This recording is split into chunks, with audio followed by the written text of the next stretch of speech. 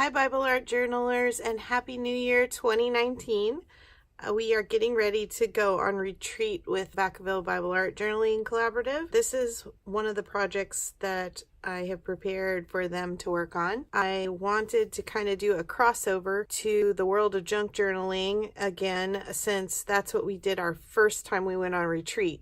So I thought it would be kind of fun. I worked on a devotional for the new year. I wanted a way for the ladies to take the 4 parts in the little devotional we're doing and have a place to put their remembrances, their prayers, the things that they want to journal in a way that would be a little more private. I had looked last year for some waterfall tutorials, like the photo albums have these graduated little things to put pictures in. I've seen people use that in their Bible pages. And then I came across the Rebookery channel, and Gina was showing the junk journal envelope waterfall kind of thing. And I thought, oh, this will work perfectly. While junk journaling really embraces using all recycled items, we kind of use some recycled, and I got some new things for the retreat as well. I was gonna walk through how to get the fold, and then I'll kind of go back and look at this to show you some more of the details and ways you can alter it the way it might work for you or with the things you have on hand. So for the little mini junk journal that we're doing for retreat, I rescued a box of business envelopes from the thrift store. You don't have to measure. You can decide if you want the windows on the inside or the outside. You do want to seal the envelope if it's got a full flap. On the one I did, I left the windows on the back, and so you can see the paper I have tucked inside.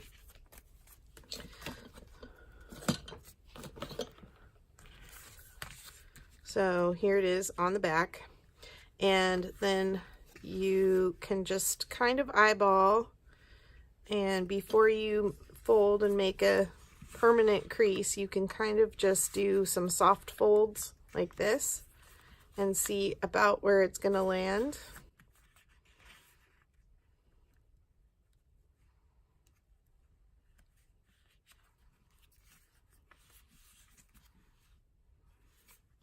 So when you see that it's kind of even, then you just crease it.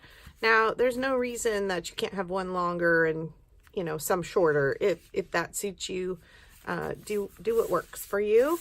There's so much variation that could come along with this, and I just can't wait to see what gets your creative juices going to use. So to hold this together, I went ahead and just used a piece of scrap ribbon. I punched 4 holes, and this is actually a rectangle hole punch. And again, I didn't measure. If you want to be more precise, you can measure, but I just kind of eyeballed it.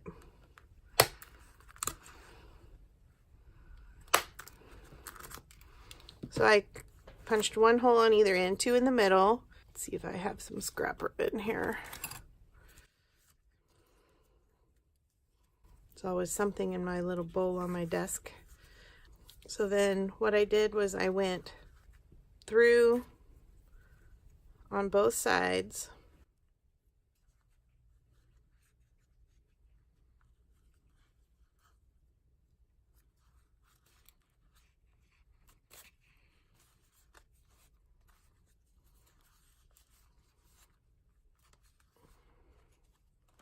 And then I came back up through the middle.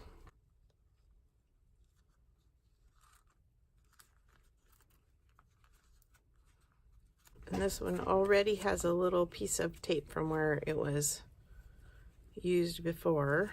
So that's why it's kind of sticking going through.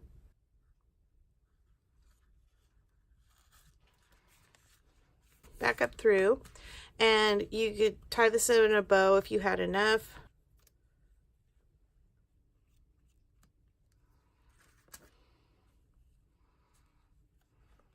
So I'm just gonna use that little piece of adhesive that was on there. Things you could do to hold this: you could staple it, you could run it through a sewing machine, punch a bunch of holes and weave yarn or thread or embroidery floss through. You could even hand stitch it, punch some holes and hand stitch it. You just want something to kind of keep them from coming apart, obviously. Then for this one, I just cut them with a scissor, and then on the bottom flaps, not the top one, but you could do the top one, but for these three, I took a round hole punch and just inserted the envelope partway into the round punch to give myself a place to pull the journaling card out. And then on this one, I used a little piece of washi to make a pull tab. You could put an eyelet with a ribbon. You could staple a tab on there, a tag.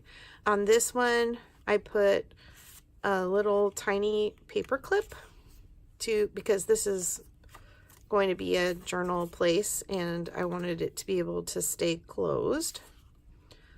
But then it also serves as a way to kind of pull it out of that pocket. For this one, I'll just cut it up the side. You could use a paper trimmer if you want it perfectly straight. I've been saving some from the mail as well, junk mail, and this one is very ripped from when I opened it. And so, but I love these big windows, and so I want to use this for something. Possibly doing this and putting it on the back cover of my Bible as a place where I can put little prayer requests or things that I'm praying continually about over the year, have a place to put those things in and go back and visit them. This one obviously was ripped to get it open before I thought, oh, that's a nice window I could use for my junk journal. So I would probably just go ahead and hand tear this and just go ahead and let it have that ratty, ruffly edge. I mean, that's part of junk journaling too, is just because you're using found items that they might be stained or imperfect, and that's really okay. It's part of the recycle, reuse piece of it. So it's just got that tattered edge, and so I'm going to probably do the same thing on this one. Go ahead and glue it shut.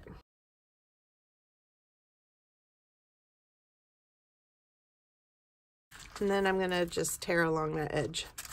Maybe I'll do this side since I don't want to rip my window.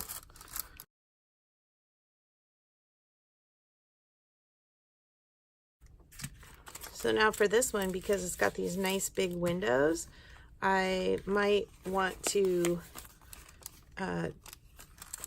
do that as the cover.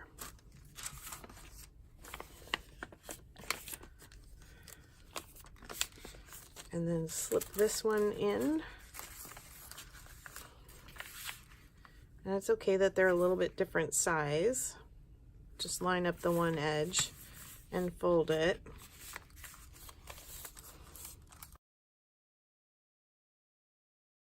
So for this one, I'm going to just take a push pin and I'm going to punch some holes in it. And then I'm going to come back and hand stitch some embroidery thread in there.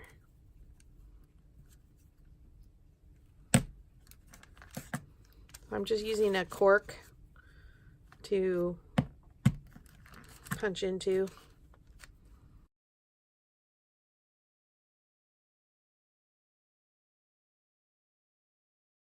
Again, the fact that you're kind of using found items, imperfections are kind of part of the character.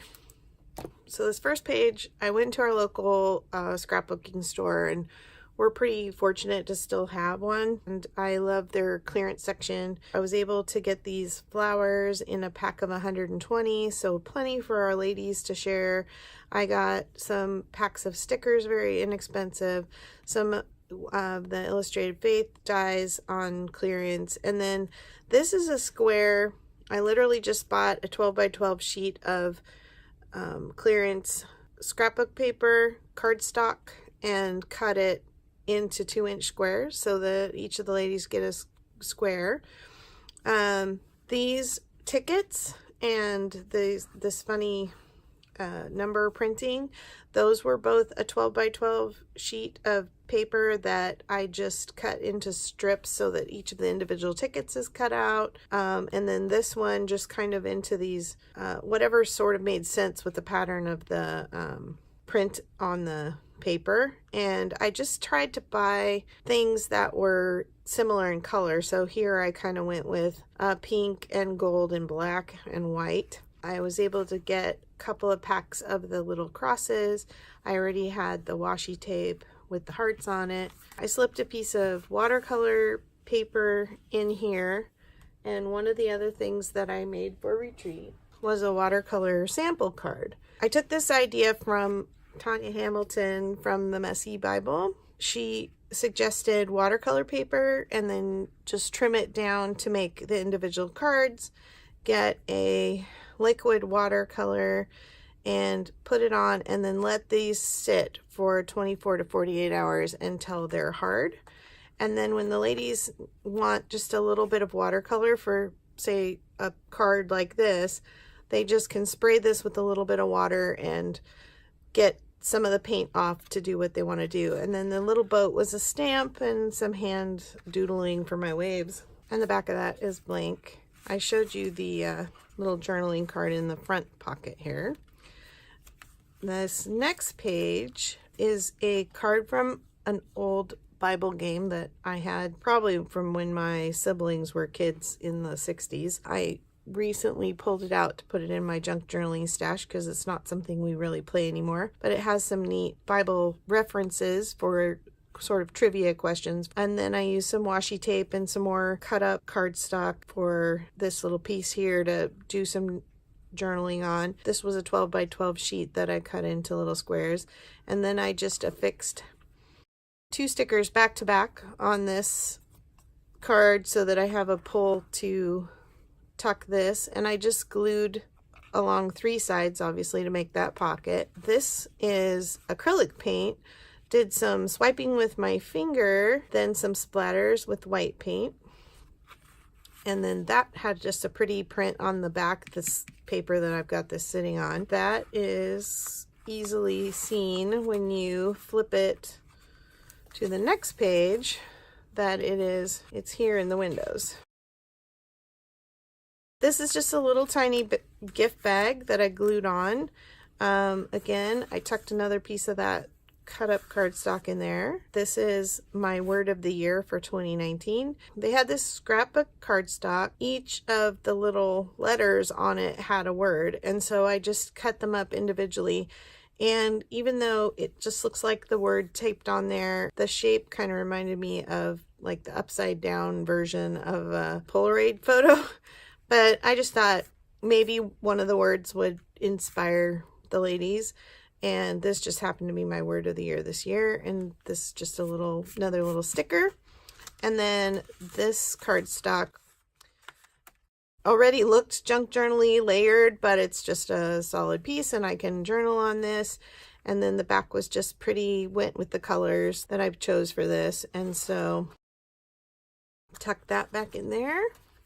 And then a little washi on the back and the windows filled with that again. And I really think I may do a word here through the windows. This one is a little bulky to maybe go in your Bible because my idea was more along the lines of having them have a journal spot specifically to remember this weekend when we go on retreat. I wasn't so concerned about fitting it into the Bible. This one that I'm going to put in my Bible for my prayer stuff. I probably won't do 3-dimensional items like this, maybe just some sticker and some papers to go in just to have something pretty here and then a way to hide, you know, the private stuff that's inside.